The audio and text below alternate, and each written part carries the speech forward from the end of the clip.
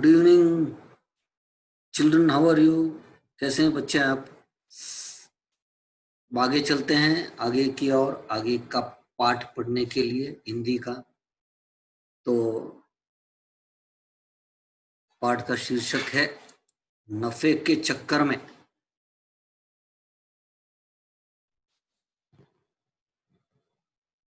मेरा आपका पाठ।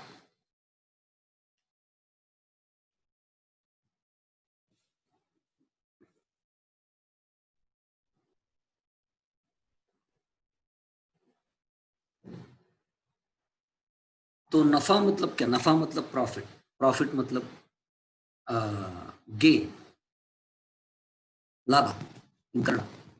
सो इस पाठ में क्या बताया गया है, आदमी अपनी मेहनत से जो प्राप्त करता है वही उसके हाथ लगता है। मतलब जो भी आप मेहनत करते हो, जो भी काम करते हो, जो भी हार्डवर्क करते हो, परिश्रम करते हो, तो वही उससे जो मिलता है वही आपके हाथ लगता है, वही आपको मिलता है। बिना परिश्रम किए किसी भी वस्तु को पाने की इच्छा करना लालच कहलाती है। तो बगैर परिश्रम किए फुकट में या ओसी ओसी में अगर आप कुछ पाना चाहते हो तो आपके हाथ कभी आएगी नहीं। इस कहानी में नफे के चक्कर में पड़े एक व्यक्ति की दशा का वर्णन अत्यंत मनोविनोद रूप में वर्णित है। तो इस कहानी में एक व्यक्ति मतलब एक आदमी जो प्रॉफिट के लिए क्या क्या करता है और अंत में क्या होता है उसके बारे में एक विनोदी प्रकार से, हास्य प्रकार से वर्णित किया गया। तो चलते हैं पाठ की ओर। एक दिन बाबू भाई को नारियल खाने का मन हुआ।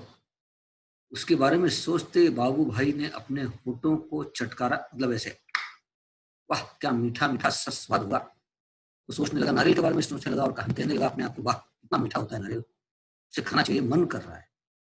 लेकिन एक छोटी सी समस्या थी। समस्या मतलब छोटा प्रॉब्लम था।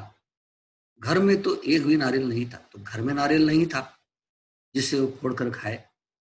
तो अब बाबू भैया सोचने लगे, ओहो अब मुझे बाजार जाना पड़ेगा और पैसे भी खर्च करने पड़ेंगे। तो बाबू भैया सोचने लगे, यार मैं तो अभी मुझे बाहर जाना पड़ेगा, बाजार जाना पड़ेगा, पैसा भी लगेगा, पैसा खर्चा करना पड़ेगा। चलो कोई बात नहीं, तो चलते हैं। तो जूते पहनकर छड़ी उठाकर बाबू भाई निकल पड़े दुकान की ओर, मार्केट की ओर। बाजार में लोग अपने अपने कामों में लगे थे। देखते पूछते हुए नारियल वाले के पास पहुंच गए। तो बाजार गए तो सभी लोग अपने अपने काम में लगे थे। कोई फल बेच रहा था, कोई कोई कुछ बेच रहा था। तो नारियल वाले को ढूंढते ढूंढते बाबू भैया सबसे पूछते नारियल वाले के पास पास पहुंच गए। तो बोले, ए नारियल वाले, नारियल कितने में दोगे? बाबू भैया ने पूछा। नारियल वाले ने कहा, बस 2 रुपए में काका। बाबू भाई ने आंखें फैलाकर कहा, आंखें मतलब ऐसे ऐसे बढ़ाकर, बहुत ज्यादा है, 1 रुपया। नारियल वाले ने कहा, ना जी ना, 2 रुपए सही दाम है, ले लो या छोड़ दो। ठीक है ठीक है, बाबू भाई बड़बड़ाए। अच्छा तो बताओ 1 रुपए में कहाँ मिलेगा? तो बाबू भैया पूछे, 1 रुपए में नारियल कहाँ मिलेगा? कहा, यहाँ से थोड़ी दूर जो मंडी है वहां शायद मिल जाएगा। मंडी मतलब और एक बाजार। तो उनको उनको कहने लगे कि आप थोड़ा दूर जाओ, वहां शायद मिल जाएगा मंडी। तो बाबू भाई उसी तरफ चल पड़े। मंडी में कोलाहल फैला हुआ था। तो उस मंडी में जा गए तो बड़ा सा मंडी था, बहुत लोग थे, बहुत शोर शोर चल रहा था, बहुत लोगों की बातें हो रही थी। व्यापारियों की ऊंची ऊंची आवाजें गूंज रही थी। तो बड़े बड़े आवाजों में व्यापारियां बुला रहे थे कस्टमर्स को, ग्राहकों को, कि आइए ले लीजिए। तो नारियल वाले को देखकर बाबू भाई ने पूछा, अरे भाई एक नारियल कितने में दोगे? सिर्फ 1 रुपया काका, नारियल वाले ने जवाब दिया। जो चाहो ले लो जल्दी। बाबू भाई ने कहा, यह क्या, मैं इतनी दूर से आया हूँ और तुम पूरा 1 रुपये मांग रहे हो? 50 पैसे काफी है। मैं इस नारियल को लेता हूँ और तुम यह लो, पकड़ लो 50 पैसे। तो बाबू भाई ने नारियल वाले को पैसे दिया और बोला, ले लो 50 पैसे, मैं 1 रुपया नहीं दूंगा। तो नारियल वाले ने झट बाबू भाई के हाथ से नारियल को छीन लिया और बोला, माफ करो काका, 1 रुपये में या फिर कुछ नहीं। तो बाबू भाई ने क्या किया, 50 पैसे दिया और नारियल ले लिया एक। तो नारियल वाले ने नारियल वापस छीन लिया। बोले, ये नहीं नहीं भाई, माफ करो, 1 रुपया दो या कुछ नहीं। लेकिन बाबू भाई को निराश चेहरा देखकर बोला, बंदरगाह पर चले जाओ, हो सकता है वहां तुम्हें 50 पैसे में मिल जाए। तो और एक जगह थी, एक बंदरगाह था, एक जगह था। तो बाबू भाई का निराश चेहरा देखकर उन्हें नारियल वाले ने कहा, आगे जाइए थोड़ा दूर, वहां शायद 50 पैसे में आपको नारियल मिल सकता है।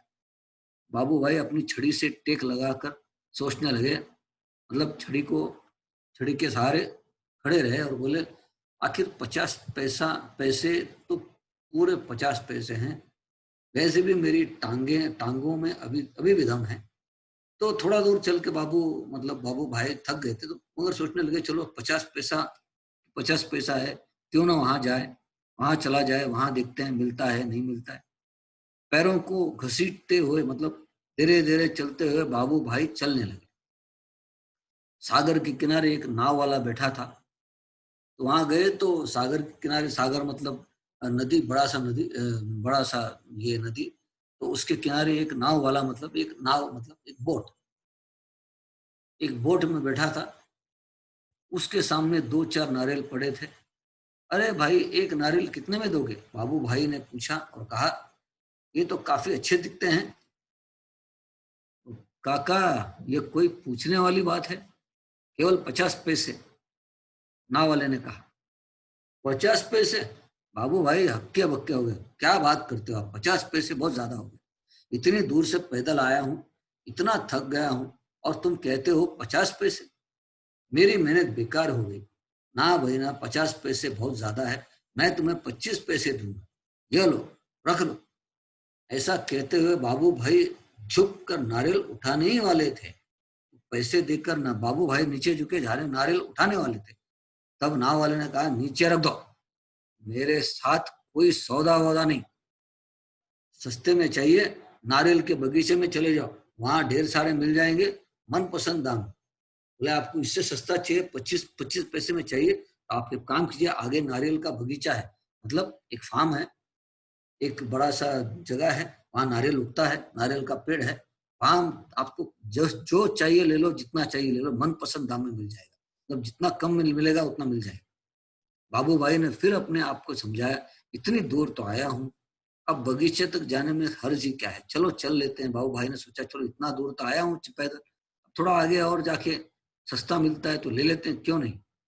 सच बात तो यह थी कि वे काफी थक चुके थे, मगर 25 पैसे बचाने के ख्याल से ही उनमें फुर्ती आ गई।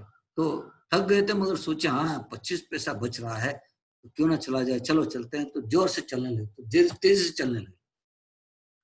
बाबू भाई नारियल के बगीचे में पहुंच गए। वहां के माली को देखकर उसने पूछा, ये नारियल कितने में बेचोगे? माली ने जवाब दिया, जो पसंद आए ले लो काका, बस 25 पैसे का एक। तो बाबू भैया फिर बोले, हे भगवान, 25 पैसे, पूरा रास्ता पैदल आने के बाद भी, मेरी बात सुनो, एक नारियल मुफ्त में ही दे दो।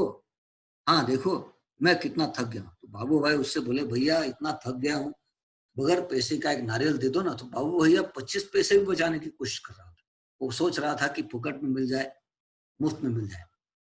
बाबू भैया की बात सुनकर माली ने कहा, एक काम कीजिए काका, मुफ्त में चाहिए ना, पेड़ पर चढ़ जाओ और जितने चाहो तोड़ लो। तो बोले, देखो सामने पेड़ है, वहां पे आप चढ़ जाओ, चढ़ के नारियल दिख रहा है, वहां से उठा लो जितना चाहिए, कोई पैसे देने की जरूरत नहीं।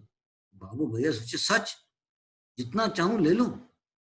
बाबू भैया तो खुशी से फूले न समाये, मतलब बहुत खुशी हो गई। बोले, अरे वाह, 25 पैसे भी देने की जरूरत नहीं, फुकट मिल रहा है, तो चलो चढ़ते हैं पेड़ पे। उन्होंने जल्दी जल्दी पेड़ पर चढ़ना शुरू कर दिया। पेड़ पर चढ़ते चढ़ते बाबू भाई ने सोचा, बहुत अच्छे, मेरी तो किस्मत खुल गई, जितने नारियल चाहे तोड़ लूं और पैसे भी ना दूं, क्या बात है। बाबू भैया सोचे, अब तो पेड़ पर आ गया हूं, तो जो उन्होंने बोला कि कितना चाहिए ले लो, बहुत अच्छा हुआ, एक नहीं दो, उसमें क्या है। तो बाबू भाई ऊपर पहुंच गए और दोनों हाथों को आगे बढ़ाने लगे सबसे बड़े नारियल को तोड़ने के लिए। तो उन्होंने बहुत बड़ा नारियल वहां देखा, बोले, चलो अब मैं नारियल तोड़ता हूं। तो दोनों हाथ उन्होंने नारियल पकड़ने के लिए, तोड़ने के लिए बढ़ा दिए। झक, पैर फिसल गया। तो वैसे जो ही उन्होंने अपना हाथ, दोनों हाथ छोड़कर जब उन्होंने नारियल की तरफ हाथ फैलाए, तो वो चढ़ रहे थे, तो हाथ का सहारा लेकर चढ़ रहे थे। तो उनका पैर नीचे फिसल गया। पैर फिसलते क्या हुआ, बाबू भाई ने एकदम से नारियल को पैर फिसलते देखकर बाबू भाई ने क्या किया, नारियल को पकड़ लिया। उनके दोनों पैर हवा में झूल रहे, तो नारियल पकड़ते तो क्या हुआ, बाबू भाई के पैर जो है वो हवा में झूल रहे थे, तो ऊपर से टांग रहे थे नारियल पकड़। तो बाबू भाई चिल्लाने लगे, अरे भाई मदद करो। उन्होंने नीचे खड़े माली से विनती की, तो माली नीचे था, बोले भाई माली जरा मदद करो। माली ने कहा, वो मेरा काम नहीं है काका, मैंने सिर्फ नारियल लेने की बात की थी, बाकी सब तुम्हारे और तुम्हारे और नारियल के बीच का मामला है। नारियल से पूछ लो कैसे बचना है, नारियल को छोड़ दो या पकड़ रखो, मैं तो नहीं कुछ मदद करूंगा। तभी वहां पे ऊंट ऊंट मतलब कैमल, तो वहां ऊंट पर सवार एक आदमी वहां से गुजरा, तो जा रहा था, उसने देखा बाबू भाई को, देखा तो बाबू भाई उसको देखे, बोले अरे ओ। बाबू भाई जोर जोर से बुलाने लगे, ओ ऊंट वाले, मेरे पैर वापस पेड़ पर टिका दो ना, बड़ी मेहरबानी होगी। तो बोले भैया एक काम कीजिए, मेरे जो पैर है उसको आप थोड़ा सा पेड़ पर वापस लटका दो, तो मैं नारियल तोड़कर नीचे आ जाऊं पैर और हाथ के सहारे, बड़ी मेहरबानी होगी, मतलब बड़ा कृपा होगा। ऊंट वाले ने सोचा चलो मदद कर देता हूँ, मेरा क्या जाता है। तो ऊंट वाले बोला चलो मदद करता हूँ, मेरा क्या जाता है।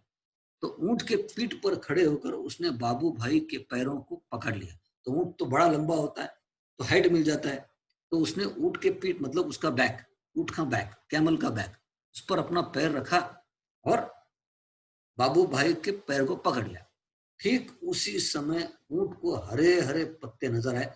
उस समय क्या हुआ, ऊंट देखा बगीचा है, हरे हरे पत्ते है, तो खाने की लालच हुई।